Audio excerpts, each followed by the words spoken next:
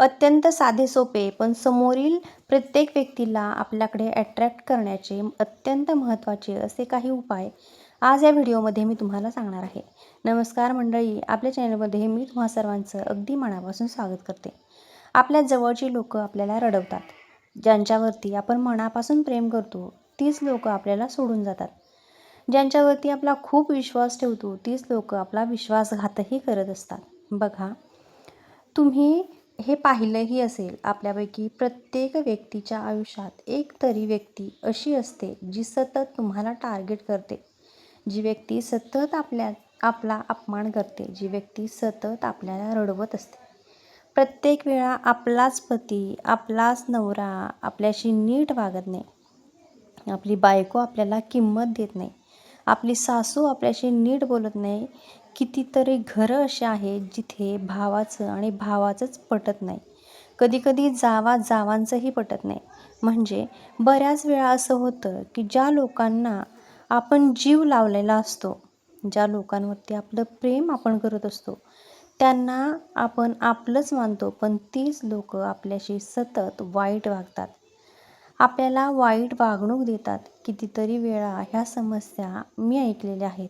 या समस्या कमेंटद्वारेही येतात. बाहेर तुम्ही कुठंही गेलात तरी तुम्हाला अशा गोष्टी ऐकायला मिळत असतील, कानावरती पडत असतील. तर तुम्हालाही माहिती आहे, समाज म्हटलं की अशा गोष्टी होतातच. कितीही म्हटलं की नाही, ही व्यक्ती माझ्यासोबत खूप चांगली आहे, पण ती व्यक्ती तुमच्यासमोर कशी वागते आणि तुमच्यापासून दूर गेल्यावर ती कशी वागते हे तुम्हालाही माहिती नसतं. तर तुमच्यापासून दूर गेलेले हेच लोक तुमच्या मागे पुढे फिरतील, यासाठी हा उपाय आहे. तेच लोक तुमच्याशी बोलण्यासाठी तळमळतील, तेच लोक तुम्हाला भेटण्यासाठी तडफडतील. सगळ्यात पहिला उपाय मी तुम्हाला सांगणार आहे. जर पतीचं आणि पत्नीचं पटत नसेल तर कुठल्याही मंगळवारी एका लाल रंगाच्या कपड्यामध्ये अर्धा चमचा कच्ची बडीशोप घ्यायची. कच्ची बडीशोप म्हणजे आपण जिला सोप म्हणतो ती भाजलेली बडीशोप नाही. अर्धा चमचा कच्ची बडीशोप तुम्हाला लाल कपड्यामध्ये बांधायची आहे. कपड्याला घट्ट गाठ मारायची आहे. एकच गाठ मारा. गाठ मारलेलं हे जे कापड आहे ते तुम्हाला पतीच्या कुठल्याही वस्तूला लावायचं आहे. पती पत्नीमध्ये करत असाल तर पत्नीच्या कुठल्याही वस्तूला लावू शकता. तिचे कपडे असतील किंवा अन्य कुठलीही गोष्ट असेल, तिला तिचा स्पर्श करायचा आणि ज्या ठिकाणी तुम्ही झोपताय त्या ठिकाणी उशीखाली किंवा बेडच्या खाली ही फक्त पुडी जी आहे ती ठेवून द्या. कमीत कमी 21 दिवस सोप बांधलेली लाल पुडी जर तुम्ही तुमच्या उशाखाली किंवा तुमच्या बेडखाली ठेवली तर 21 दिवसांमध्ये तुमच्या घरामध्ये असणारी भांडणं, क्लेश, कलह, निगेटिव्हिटी, नकारात्मकता सगळं काही संपेल आणि तुमच्या दोघांमध्ये एकोपा निर्माण होईल. प्रेम जे काही आहे किंवा नव्हतं ते प्रेम कुठेतरी तुम्हाला जाणवेल की आता वाढलंय. पती किंमत देतोय, पत्नी माझं ऐकते. 21 दिवसानंतर ही बडीशोप जी आहे ही घराच्या बाहेर कुठल्याही हिरव्या रंगाच्या झाडाखाली तुम्ही टाकू शकता. दुसरा उपाय सांगते. बऱ्याच वेळा असं होतं की घरामध्ये खूप क्लेश असतात, घरात खूप भांडणं असतात, घरातील भांडणं थांबतच नाहीत. तुम्ही आठवड्यातील कुठल्याही शनिवारच्या दिवशी एक पिंपळाचं पान घ्या. सकाळी किंवा संध्याकाळी कुठल्याही वेळेत हा उपाय करू शकता. पिंपळाचं जे पान घेतलेलं आहे त्या पानावरती तुम्हाला फक्त एकच स्वस्तिक काढायचं आहे. पिंपळाच्या पानावरती एक स्वस्तिक, पण 4 बिंदू आणि मध्ये 2 रेषा स्वस्तिक कुंकवाने किंवा हळदीने काढा किंवा हळदी कुंकू मिक्स करून काढा. आता हे हळदी कुंकवाचं स्वस्तिक काढलेलं जे पिंपळाचं पान आहे ते घराच्या दक्षिण दिशेला एका प्लेटमध्ये ठेवा. एक छोटी प्लेट घ्या, त्याच्यामध्ये ठेवा आणि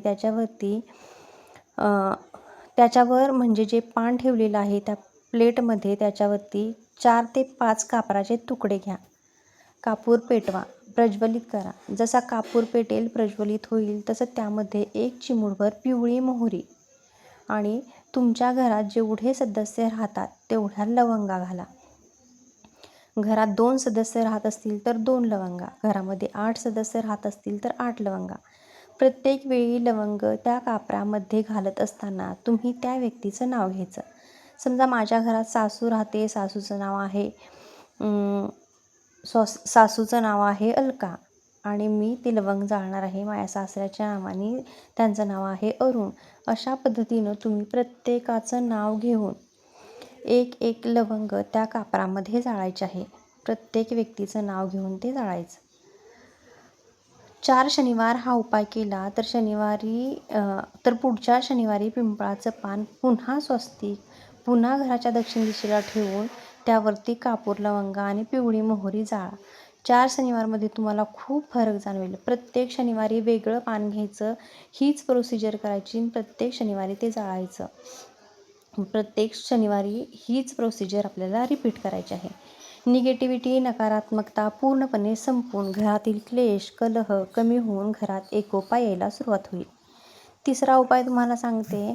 तिसऱ्या उपायासाठी तुम्हाला लागणार आहे लिंबू. लिंबू कुठेही सहज मिळतं.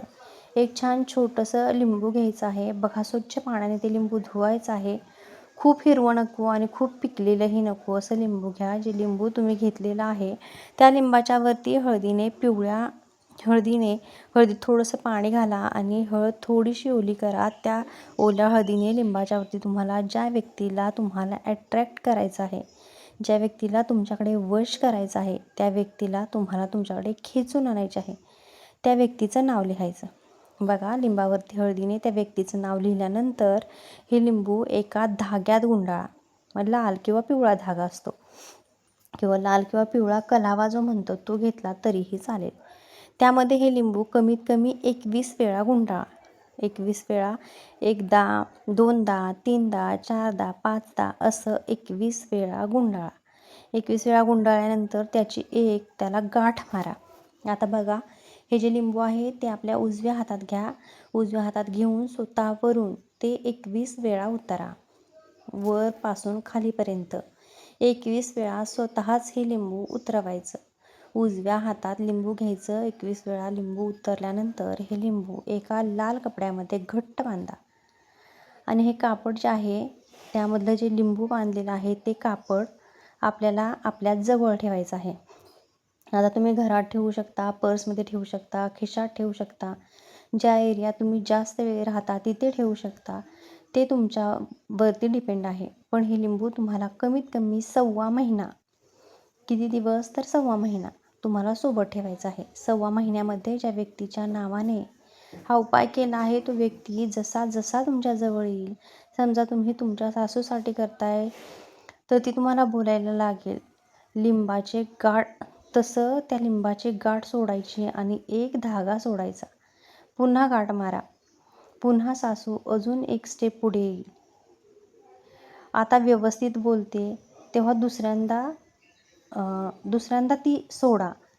म्हणजे 21 वेळा गुंडाळलेली ही जो काही धागा आहे तो स्टेप बाय स्टेप जसं तुमच्यातलं प्रेम वाढायला लागेल तशी ती व्यक्ती तुमच्याकडे ॲट्रॅक्ट व्हायला लागेल. तसे एक दिवशी 1 2 3-4 दिवसातून तुम्ही तो धागा जो आहे तो त्या लिंबातून सोडवा. म्हणजे काय करायचं तुम्हाला समजलं का? की तुम्हाला वाटते की आता ही व्यक्ती बोलायला लागली, 1 राऊंड काढायचा. पुन्हा अजून चांगली बोलायला लागली, 1-2 राऊंड काढायचा. असं 1 2 3-4 दिवसातून तुम्ही त्या लिंबातून तो धागा आहे तो सोडवायचा. मला वाटेल की आता सगळं नीट आहे. त्यावेळी काय करायचं तर ते लिंबू जे आहे ते घराबाहेर फेकून द्यायचं. एखाद्या नदीमध्ये किंवा वाहतं पाणी असेल तिथे हे लिंबू तुम्ही सोडून टाकायचं. हे लिंबू कुठेही आजूबाजूला ठेवू नका, कारण हे निगेटिव्हिटीचं, नकारात्मकतेचं लिंबू आहे. तुमच्या दोघांमध्ये असलेले जे काही आहे ते त्यामध्ये खेचलं गेलेलं असेल. आजूबाजूला ठेवलं तर त्याचा काहीतरी उलटा परिणाम होऊ शकतो. म्हणून ते वाहत्या पाण्यात सोडून द्या, जेणेकरून वाहत्या पाण्यामध्ये तुमच्या दोघांमध्ये जे काही वाईट नकारात्मक होतं ते सगळ्या गोष्टी फेकल्या जातील.